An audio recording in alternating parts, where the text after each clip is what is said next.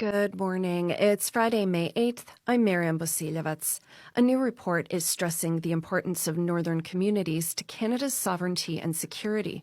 The Federation of Canadian Municipalities released the report titled The Future of Northern and Arctic Canada.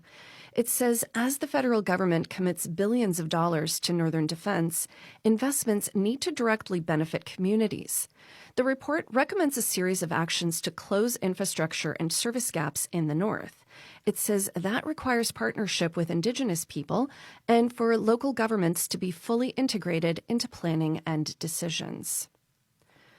RCMP in Inuvik say 2 people face charges related to drug trafficking after a Bumpus Street apartment was raided this week.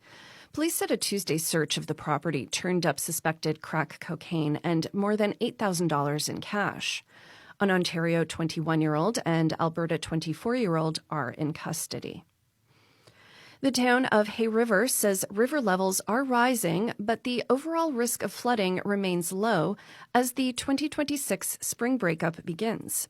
Ice has cleared from Alexandra Falls to beyond Paradise Gardens, and water levels in the Hay River have risen by about 4 feet. The town says conditions are stable, but ice jams remain an unpredictable cause of possible flooding.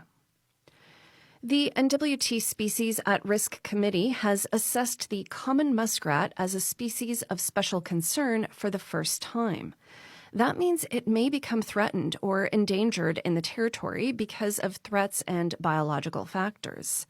The committee says persistent drought conditions and dams are affecting muskrat habitat, and people have particularly noticed declines in muskrat in the Mackenzie Delta.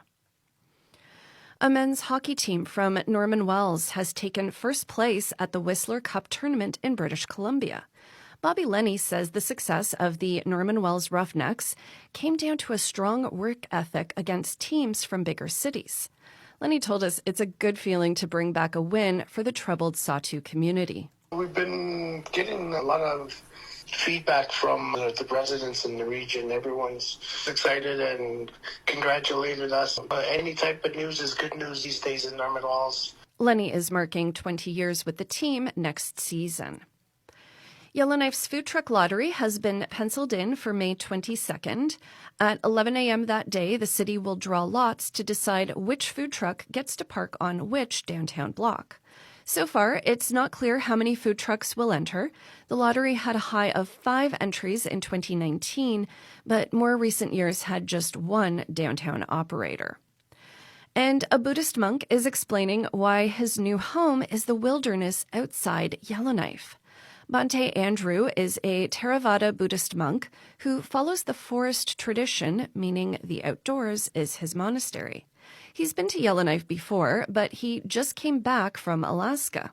He told us why the NWT drew him back after more northern adventures. Then you discover Yukon, and it's like, oh, wow, Yukon's even more remote. It's different. I think the end of the road, like the gold standard, is when you discover Nahanni, that whole region and everything. It's like, that's the best you can do. That's the gold standard. Read more about Bhante Andrew on the Cabin Radio website.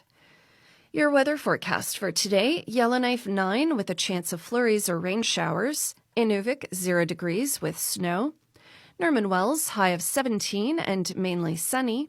Hay River 8 with a chance of showers. Fort Smith 11 with a mix of sun and cloud. And Fort Simpson 15 today and mainly sunny.